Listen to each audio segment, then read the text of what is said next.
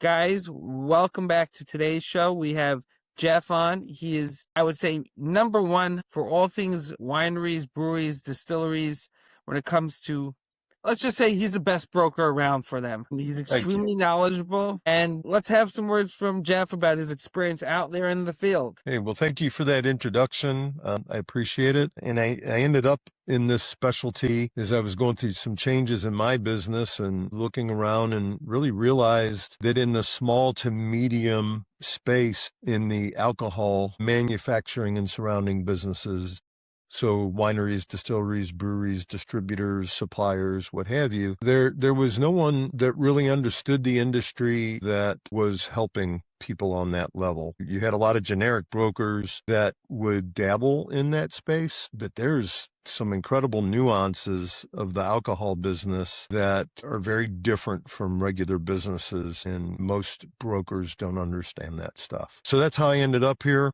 And as you can see from behind me, I'm certainly an enthusiast. It's kind of one thing led to another, and of course, here I am. So I help people sell, but it's not always just a sale. It can be a strategic, it can be a merger, it can be helping them find money. We're in an interesting market today. That's a nice way to put it. Generous way, very generous. Yes. I'm not as doom and gloom as some. I follow the industry a lot. I go to the conferences. I've spoken at the conferences. I see glimmers in the trends that kind of look like we've either hit bottom and maybe slowly on the way back up.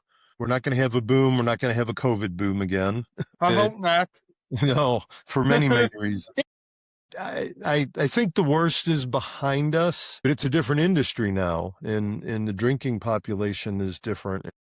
We're competing against, a youth that doesn't drink, and cannabis and all kinds of different obstacles out there that weren't really here, 5, 6 years ago.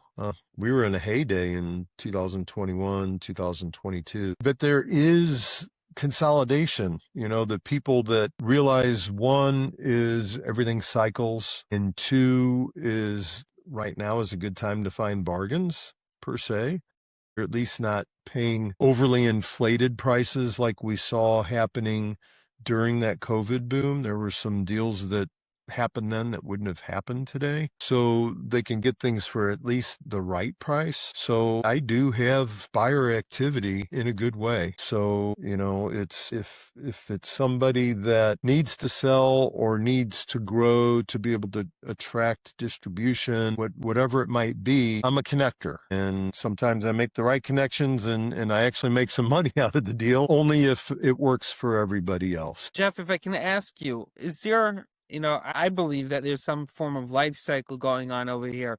Most of the artists got into the space, in particularly the distilling industry, in say 2010, the early 2000s, in their 50s, and at this moment in time, they're like, I just want to retire. Is that something that can be leveraged for a purchase? And is it asymmetrical if you're offering to carry on the brand name?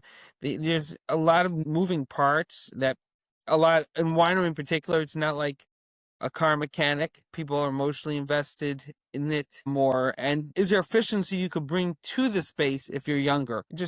That's something I've always wanted to know. Efficiency and energy in almost any business. When I see an acquisition, especially if it's a retirement situation, just new energy seems to bring 20% increases in the first few years. If you think about, especially that distiller that's been at this for 10, 15 years, the energy that they had when they started, the excitement, they might not have that same excitement today. Now they're going through the daily work and they've tasted so much of their product that, they're not as into it maybe as they once were. I sold a popcorn business once that I would walk in there and the thing it just smelled like heaven, freshly made popcorn. And the owner said, oh no, you do this for 5 years every day and it's not the same. They might be in that stage to where they know what to do. They're doing most of it, but they're not really putting the same energy in as they were 15 years ago trying to grow the business. And then they have, these battles that they're having with the industry right now on top of that. And it gets a little frustrating. There is value. That's one of the things I do. By knowing the industry, I can help people a little differently than a generic broker because I understand the industry and help them put a number on their business. You know, aged inventory in the whiskey business gets more valuable, not less valuable, like aged shoes. You know, it's a lot different. Can I touch So upon that for a second? yes, yes, absolutely. You know, I've had this question for many years. I might be completely wrong. Someone comes to look at inventory and looks at their businesses. Let's pick a distillery. They have 10 years worth of inventory aging. So when you an acquisition, you look at the books of the distillery that's selling it. How does that aged spirits look in the tax reports? Is it showing it's appreciating or depreciating? So in the tax reports, so that's a big can of worms that we'll dive into a little bit. Yes. None of us, once I heard it explained wonderfully from a Just financial advisor. Just a disclaimer, guys. This is not legal or tax advice. This Yes, is yes. just two guys in the space talking, okay? Yes, I like that. So I heard a financial advisor explain it this way. You know, as business owners, we're okay with paying taxes. We just don't want to pay the tip. So Look, there's rules and laws put in place for business owners to take advantage so that they don't pay, you know, so that they can save some on their taxes. One of those, like you said, is depreciation. Just because you've depreciated something on your tax return doesn't mean that it's changed the realistic value of it. So when you go to sell a business, you know, beer has a life, you know, I get it. It's got a shelf life. Wine and spirits, you know, whiskey gets more valuable in the barrel with age. Most spirits are fine in the bottle for a certain amount of years. You know, wine for a pretty long time is fine in the bottle and actually appreciates. So we understand that, and the buyer in this industry understands that, or they're in the wrong industry. If it's something that, so I'm not an inventory appraiser, and if we get into a situation where we need that for a bank or something, I have resources. I have people that do that for a living, that are accredited, that can come in and put those numbers together. But again, the big story, and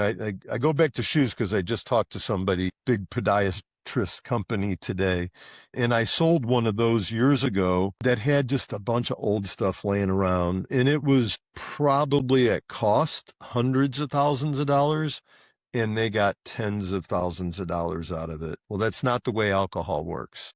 It's very different. It's going to keep that value, and again, in many cases, appreciate no matter what you've done on your tax returns. So kind of a long answer to that question, but It's exactly what it is, a long answer, because yeah. I've had the request a distillery that's in foreclosure. They're saying they have estimated value between $1 million and $10 million worth of inventory. And the what's going on over here? And I looked at the person and said, first of all, you're not paying me. So you can't hold me, you know, ask me as a friend. I'm happy to share information, but don't go invest on my word. You know, and I said, you have to understand, whiskey aged has value, question mark. Meaning to say, is this distillery brand going to be successful? They made the whiskey. That question is dependent on the buyer. If you're passionate, okay, you get a guy that has a smile, like we said before. This distillery's been open for 20 years. The guy, when you walk into the distillery, he doesn't even look when you walk in. He's just so tired, so burnt out. So he can't move a 10-year-old bottle of bourbon for $40 because he can't smile. He can't make the sale. If we look at the average age of bourbon on the shelf, it's usually between about 4 years. So 10 years should be a commodity in a sense. What we're missing over here, and the reason why, by the way, it's 10 years old is because he hasn't made a sale in 6 years. He hasn't smiled. So now we have a question. Is there a distiller or a face for a distillery, and that is the purchaser, that has a smile? And like you said, bring it up 20% to come into the distillery or winery or brewery. A brewery, we'll leave out for a second. Like you pointed out so well, it doesn't have that age factor as much. And smile, because I can tell you from my experience, if you have a 10-year bottle of bourbon and it's decent, you probably could get $100 for it. You got to build up a fan base, $80 to $100. So now that's your swing. It's between $1 million and $10 million. Wholesale, barreled, clearing out inventory. You getting what? $8,000 a barrel? Maybe. You get it bottled, you get the smile. These are my thoughts. you got a sale at a much higher premium. Yeah, you're dead on. And that's so people don't buy businesses for status quo, even when it's a good business, even when, not everything is distressed. There are plenty businesses that are healthy today that are concerned because they kind of want to retire or move on. And they're worried that they're going to be devaluated, and they're not. I mean, look, and who knows where things will go, but Sazerac has a $15 billion offer out there for Brown-Forman, which most people believe is overpaying for the brand. That's obviously a little bit different level of scale, but we have things all the time that fit a certain buyer. So if your business is healthy and you're thinking, man, when is this going to swing? Do I need to wait another 5 years? It doesn't cost anything to evaluate and to try to sell. At least in my case, I'm performance based. If I don't help somebody merge, sell, partner, whatever they're looking for, I don't get paid. So just to that point, because you bring something very, very, I find very interesting. So we were saying that Cesaric had a $15 billion offer on Broman-Forman, right? That should take it to any of your potential clients as a vote of confidence in the industry, because you have the biggest player in the U.S., I believe, or one of the top of the U.S. good companies, size. good size, making I believe it was a cash offer of sorts. It's so it is because Sazerac is private, Brown-Forman is public, so they have to buy the stock. They can't just trade stock for it. The original Pernod Ricard offer was really a merger and was not a cash offer. So Brown-Forman, or excuse me, Sazerac kind of stepped it up and Pernod Ricard disappeared. Now, whether that was a strategy, whether this thing goes through is hard to say. But yeah, they're offering a big chunk of money. And again, the same thing is happening you've got different levels. Healthy alcohol businesses I get calls for every day, and they're not discounted. They're not blown up like they were in 2022, but they're priced fair, they're priced correctly. There's no reason to think you're going to have to wait for 5 years to get out of the business. Businesses never bring a premium, but there's always a market to find somebody that needs something that you have, whether it's the tangibles, the intangibles. Put it this way, there's always a better option than just closing the doors. If you've got a brand, if you've got product, even if you're an NDP, there might be somebody out there that wants to get in the business. And rather than start things from scratch, they've got a name, they've got a label. That stuff, as takes time, it takes money. It's If you're legal. not producing your own wine and somebody's producing it for you, it's still saving somebody 6 to 12 months to market. You have something in your hands. Completely. And you have, just for the real newbies out there, you can't just print the label and put it on the bottle. No. It's a process. So to Jeff's point, there's tremendous value on a value that you don't even know exists often. Exactly.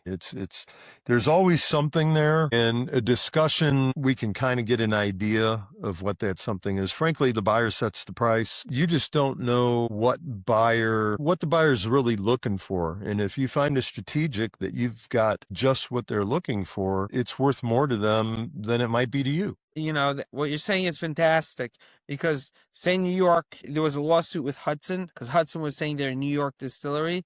I believe this is a story. They were distilling in New York, bottling in New Jersey, and they won the lawsuit, and they're a New York distillery. They could do the DTC and all of that. If you were that New Jersey distillery in that location at that point, when Hudson decided that for whatever reasons, they need a bottling plant in New Jersey, that license for that, and all they're doing is using the bottling facility, had immense value, because Hudson, when they made in New York, probably because of workers' comps, I'm taking a stab at my state, forced them to bottle elsewhere. So the value is so much by the buyer and the lucky guy that had that license, if they purchase a license. So it's really a lot more than you might think. Hey, it sucks, I'm located in Newark, New Jersey, or wherever it is, but who's going to buy my license? But there's many use. You have the license in place. You have things in place. That's value. There's always something there, especially in the alcohol business, and not even just because of where the market is today. It's thinking outside the box. It's meeting people. It's knowing other people. And I kind of touched on it a little bit before. Getting distribution requires scale. The distributors have 200 companies a year wanting them to distribute their products. You have to have a compelling story. You have to have support. You have to have marketing. Well, maybe you can't afford to do that at your scale. But what if you put together 2 or 3 or 4 brands that are your size under one per se umbrella? Now you have the scale to interest distributors and support the marketing money. There's a lot of ways to skin a cat out there. Whoa, Jeff, for the distillers out there, it's time to get to know your neighbors and the wineries and the breweries, because if you all team up, you're given the product. Let's walk this through what Jeff just said so nonchalantly. Okay, you're a distillery. You got 3 in the neighborhood. Stop calling up the distributors yourself. Get the other 3. You could be a beer brewer, distiller, and winery, work together, say for New York, and say, we got a New York package for you. And we all know the Floridians down south, as a 5th borough of New York, love New York product. Just a little sense of humor, and let's get down there. And this is something that the distributor might say, it gives me value that I didn't have before. And then you can budget as well to make that happen, because you're dividing the pie. Don't ask me for how to divide the pie based on sales or quantity or whatever. Leave me. And that's where I get together and I help people negotiate these things and, just look at it through a different lens. What can we do to help everybody to where it's beneficial for everybody all at once? Does not have to be a sale. You don't have then you have the other choices. If you're wanting to exit, then maybe it's some kind of merger and you're sitting in the background somewhere and ready as soon as the size is to make your complete financial exit. Some people, it's just that there's not enough money to fulfill that dream. Well, can we merge? Can we find an investor? There's a lot of different answers there. You might love distilling. You might love running the tasting room. You might love talking to the customers.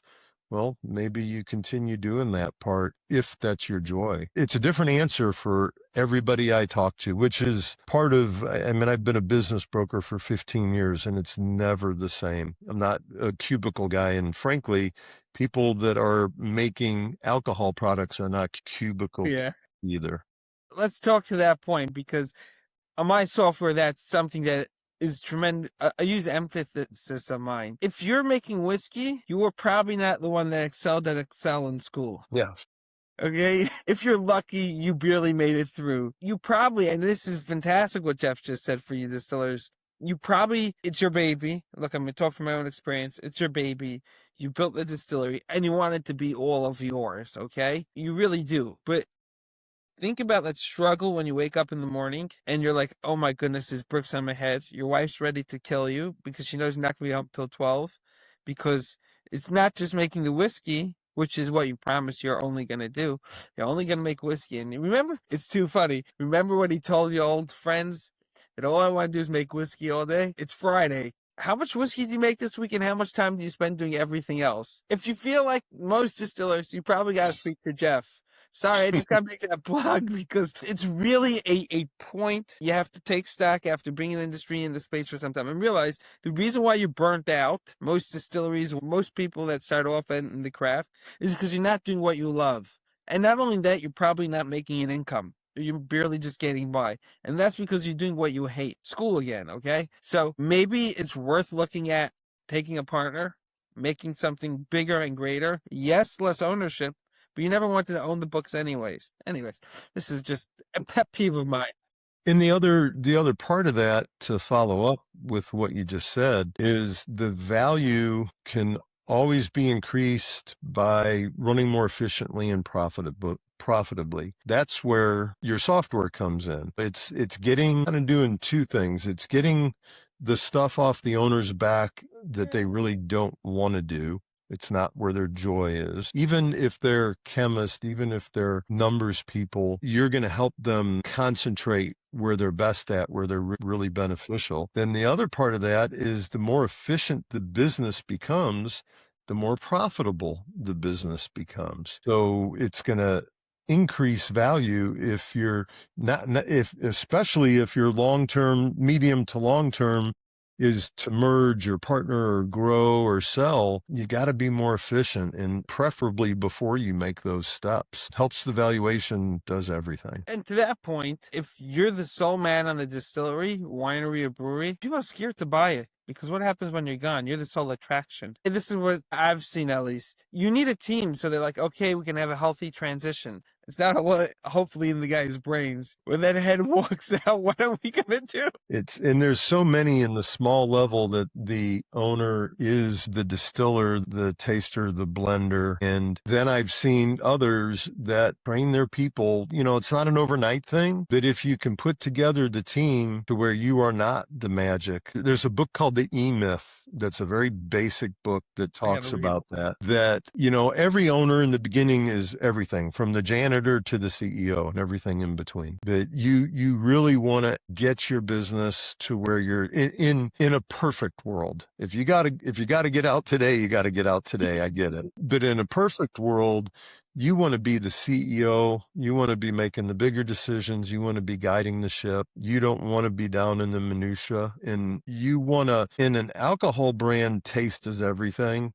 You still want your fingerprints on the taste, but if you're the only one that has that capability, not only does it affect your value to a purchaser or a partner, you're going to make your bank pretty nervous too if you're borrowing money.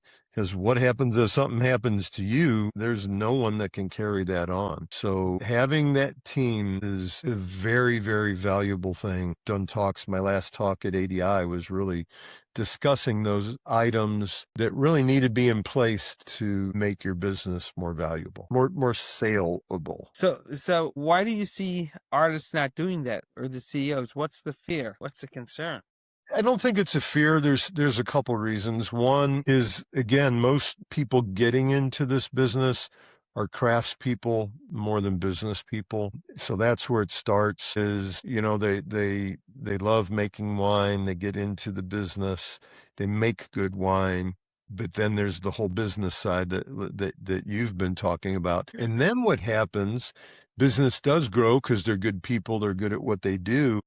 And then it just starts just enveloping you to where you just don't even have the time to go back and deal with the business side, learn about the business side. It's hard to see the forest through the trees. That's where sometimes you step back and are able to look at things a little different, realize what you need to do. One thing that I've done and continue to do is just like meeting Ben, just putting together resources that can help people make their business more presentable. Again, whether it's a sale, a partner, a bank, an investor, a private equity group, an angel, whatever it might be, they all want to see certain things that will increase the value of what you have. Just understanding that. So this guy, most distillers, wine, I'm sure, again, just speaking for the distilleries, it's scary to pick up the phone. I mean, you're a really nice guy. How does it work? As I said, unless somebody wants to do things otherwise, and there's certain situations where it might warrant it, but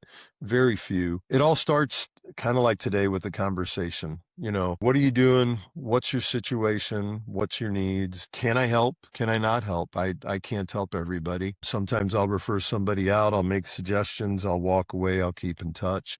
If I can help, then we'll maybe evaluate. We'll talk numbers. I get things out to market. I've got a network that's just growing every day in the alcohol space and people that are looking. I just got a message yesterday and called somebody that I talked to months ago that has exactly what this person is needing. So I messaged them. We're going to talk this afternoon. It's all about putting those connections together. Work on success fees. I don't charge retainers. I don't charge to evaluate. If I'm able to put something together that works for somebody, that's when I get paid. The other big key is I do everything confidential. If you look at bachbusinessbrokers.com, you're not going to see names of anybody, any company on there. Employees shouldn't know, customers shouldn't know because they get nervous. Suppliers should know, banks shouldn't know. There's a At the right same time for time. that, you know? Yeah. I've done 150 of these. I know when the right time is to start talking to the landlord, to this person, to that person, and just they're holding people's hands through the whole process. I put together, it's like putting together a big giant puzzle. And if I can get the last piece of the puzzle in place, that's when somebody owes me money. And it comes after they get their money. So it works pretty well. And there's a lot of times where it's just, let's stay in touch, or here's somebody, you know, like Ben that you need to talk to that can help you with your efficiencies. You know, you need more money. Well, let's see if we can get some people to help you bring your business to where it's worth more money. I'm just a matchmaker. And if I can make a match, it's going to help everybody. Like this is months later that they're picking up. How does this work? You're writing it down, work people through the mindset in the industry, because I'm sure a lot of people will need instant help. Let's get into people's minds. You got a plan. And if there's instant help, so let's say they're in trouble, like big time. Again, I've got a big network, and there's sometimes people that can bail them out with at least enough to get them out. Sometimes it's help of, hey, I've got things going on, but I'm not making money. I've got to get over the hump. I might point them out to resources. Some of them, hey, I want to sell, but I need 2 million and it's worth $1 million. Well, I need to hook you up with this person, this person, this person. I'm not a consultant. I'm not going to charge you to come in and fix your business.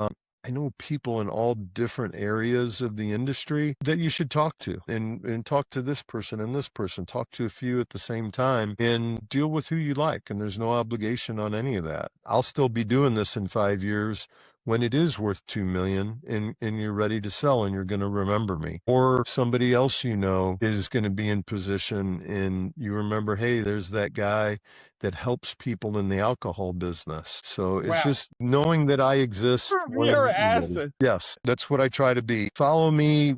I get you on an email list. We do articles. I've got an article probably coming out later this week about exactly what we're talking about today, is consolidation in the industry, options. We're always putting articles out. I've published in some magazine. We just had one in Artisan Spirits magazine. I'm plugged into the industry heavily. Well, you're giving us some optimism here. Good. It's not all doom and gloom, it seems. No, no. I like being a glass half full, especially when it's whiskey. So all good. And a large glass at that. Yes, yes.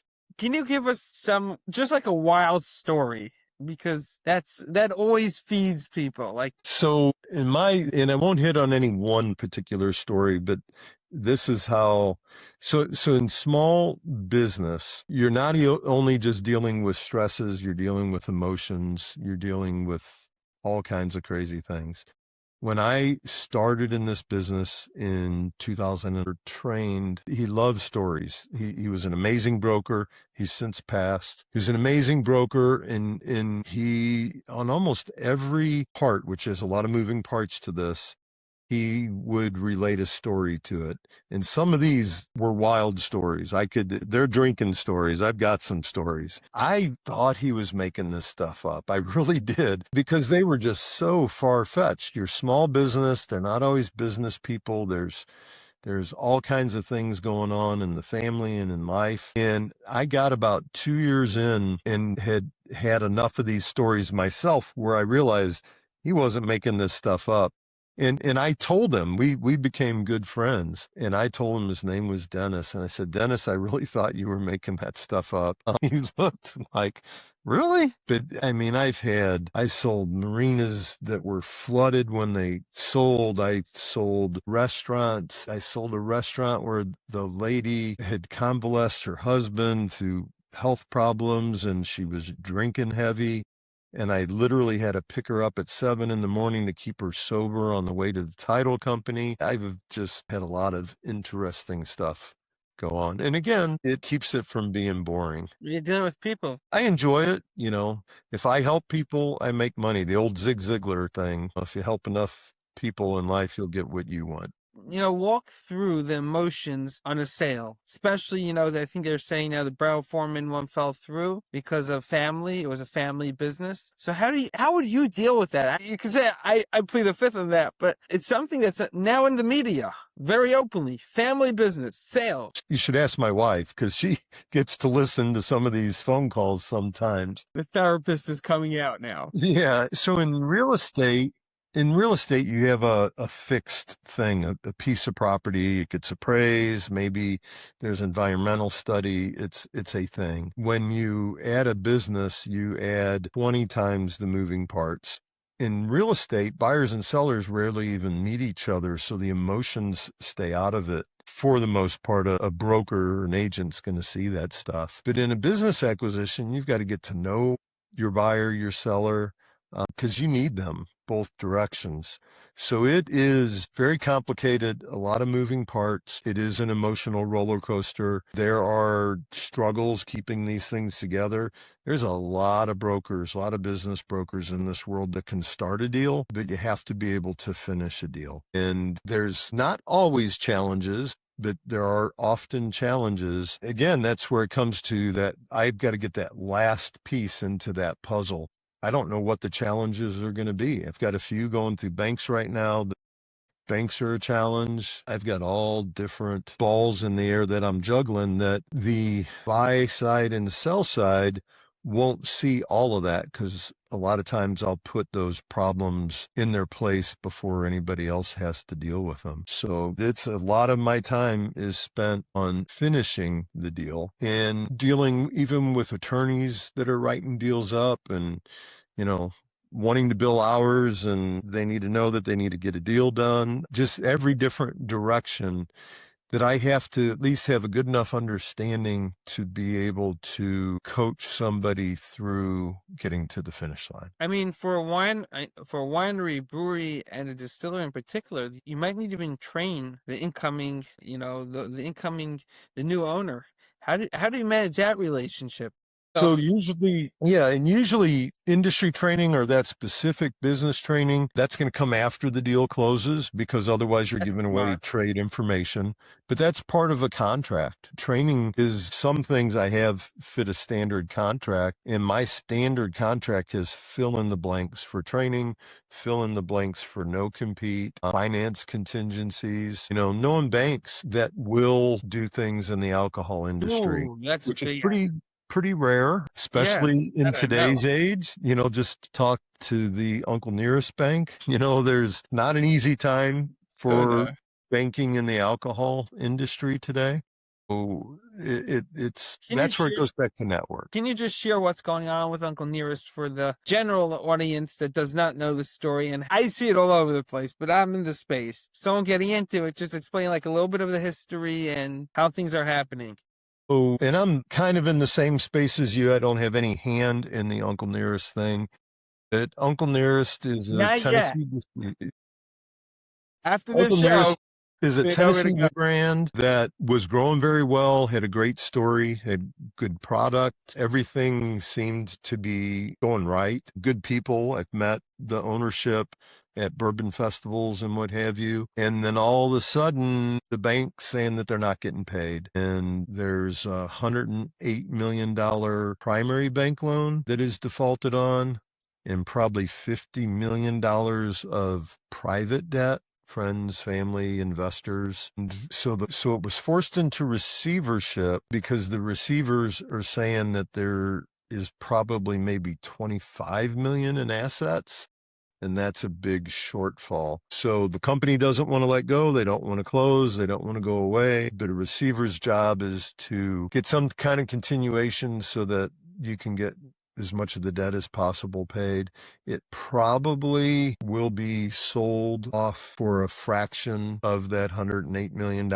And the private investors may end up with little to nothing. Very hard to predict. It's a big enough name and a big enough brand and a big enough story that hopefully it continues on, and it may be a bargain for somebody. It's interesting to watch just because there's so much going on that it is not a pretty story No. by any stretch. An interesting point, and this goes back to why Jeff should have been their first phone call. From what I'm reading, if it would have been done quietly, it would have wound up with a lot more value simply Yes. because people are not going there anymore. It used to be packed, they said, weekends. And again, this is all from reading. Tell me if I'm Yeah. wrong. But now it's empty. So there's a lot of damage being done because it's public.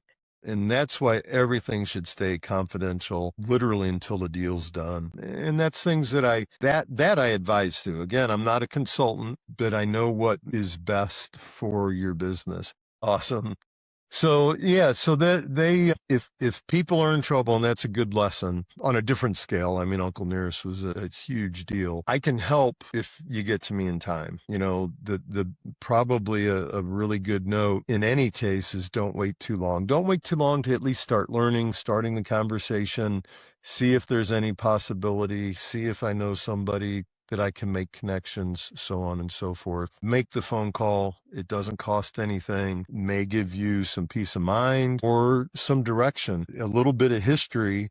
And I guess it's real appropriate with today's times.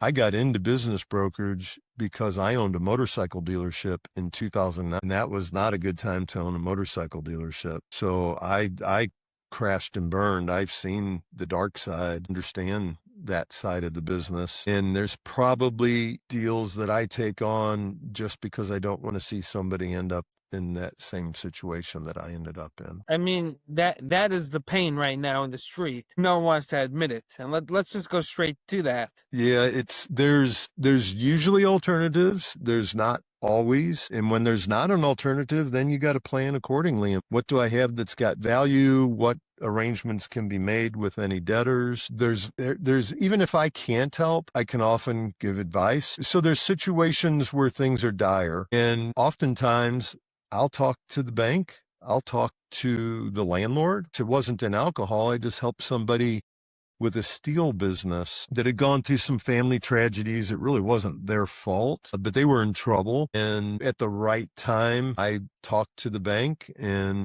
everybody at the end of the day was happy enough, and we got a deal done and frankly got the seller out of a bad situation and got the bank out of a bad situation as well. You seem just like a pro at this negotiations. Doesn't always work. I tell people, I can't guarantee you that I can sell your business, but I'm pretty darn good at it. I love what I do, and I'm good at brokerage in general, and I'm good at this space. I like this space. It's my favorite. It's not all I do. It's about 50-50 right now, is alcohol related versus generic. I've been doing it so long. I get referrals all the time on generic stuff. And I do pay referral fees, by the way. So somebody that knows another alcohol business that needs my help, if that works out, they can stuff here. Hopefully I've helped people. All right. So yeah, let's wrap it up. I'll just let me get back on. Here we go. So Jeff, I mean, I've learned tremendous amount over here. Number one, before you're in pain. But if you're in pain before it's the end of the game. Am I summing it up right? You are.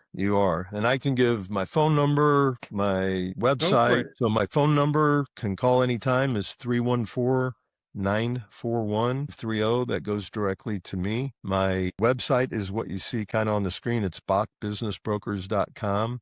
And my direct email is jeff@bachbusinessbrokers.com. I would love to talk and help.